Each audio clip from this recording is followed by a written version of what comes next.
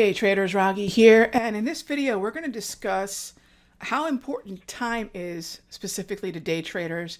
It's important to all traders, but day traders are most sensitive to different time-based events. And today we had Jerome Powell at 10:40, so we knew that right around this time in here we'd end up with a volatility event, and you can see how that lined up right in here with the weakness. Now, what is the typical rhythm going into Jerome Powell in terms of any kind of speech or rate decision or any time that he's going to be on the calendar?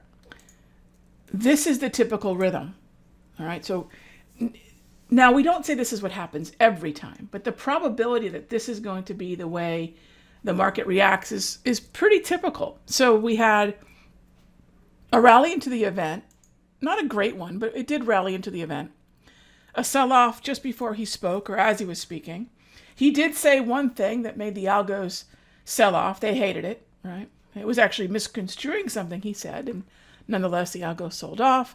And then the market remembers the Fed will print forever and ever and ever, and then they buy.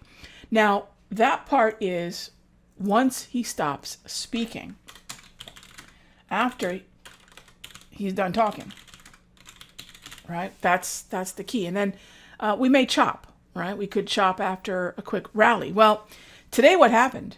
And again, if we're going to rally, it's after he's done speaking, after he is done. So he wrapped up right around 11:30. And normally what we'll expect is sort of a W. This one was a little bit more severe because we hit this lower low down in here before the market started to move higher. Very tricky. But this is pretty much the way caution days typically tend to move. Now, we kept moving higher, and I think a lot of you know at this point, we had a series of tweets that came out basically saying that the next stimulus was not going to happen until after the election. And you can see the way the market digested that. In a word, it and the algos hated it. And so what we ended up doing is taking not only the low of the day out, which was right in here. So we took this low of the day out. We kept right on going. I mean, if we were going to stop anywhere, for those of you that are wondering, Raghee, if we were going to stop anywhere and rally, that would have been it. It was not only the hourly price movement range, it was the low of the day, which you're seeing right in here. And the fact that we just kept right on printing lower lows, well, that just tells you that this market closed weak. And I will not go bottom picking until we get a very specific pattern tomorrow, and that's very likely going to be an inside day or a minor low. So that's what I'll be looking for. Everything now in terms of what's next.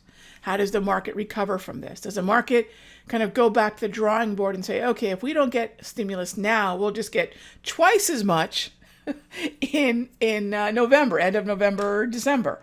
You know, who knows how this market's going to digest it? I'm not going to guess at it. What I'm going to do is wait for the patterns to tell me that we have taken a pause, that we're not going to keep punching down to lower lows consistently. We could, but what I'll be looking for more is something along the lines of a either inside day tomorrow, or I'll be looking for a minor low. All right, so you got to be aware of time, gang. I mean, I think this day started out as a pretty textbook Powell-esque sort of timing, and then it turned into basically a tweet storm that absolutely Donkey Konged the market. That is the technical term. So tomorrow is the day we look for the pattern to say, all right, are we going to inside day or are we going to minor low? And then we'll see what setups come after that. All right. I'll see you in the next update.